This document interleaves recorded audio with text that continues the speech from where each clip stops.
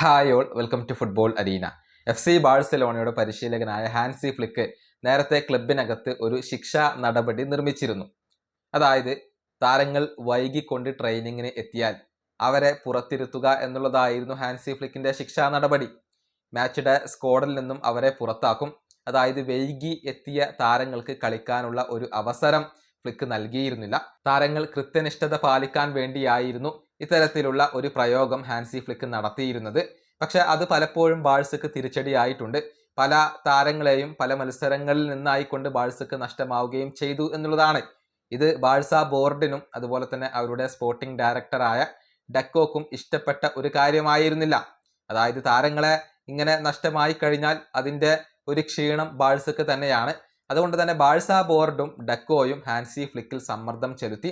അങ്ങനെ ഈ ഒരു ശിക്ഷാ നടപടിയിൽ മാറ്റം വരുത്താൻ ഹാൻസി ഫ്ലിക്ക് നിർബന്ധിതനായി കഴിഞ്ഞു എന്നാണ് RAC1 ഇപ്പോൾ റിപ്പോർട്ട് ചെയ്തിട്ടുള്ളത്. അതായത് മാച്ച് ഡേ സ്ക്വാഡിൽ നിന്നും ഒഴിവാക്കുന്ന പരിപാടി ഹാൻസി ഫ്ലിക്ക് നിർത്തിയിട്ടുണ്ട്. മറിച്ച് ഫിനാൻഷ്യലായിട്ടുള്ള ഒരു പെനാൽറ്റിയാണ് ഇപ്പോൾ ഈടാക്കുന്നത്. അതായത് വലിയ ഒരു തുക പിഴയായിക്കൊണ്ട് അടയ്ക്കേണ്ടി വരും എന്നുള്ളതാണ്.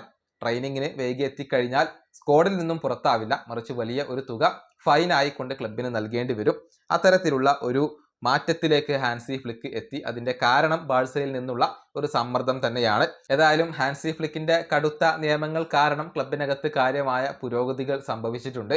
എല്ലാ താരങ്ങളും നല്ല പ്രൊഫഷണൽ ആയിക്കൊണ്ട് തന്നെയാണ് ഇപ്പോൾ മുന്നോട്ട് പോകുന്നത്. ഈ വീഡിയോ അവസാനിപ്പിക്കുന്നു. അടുത്തൊരു വീണ്ടും കാണാം.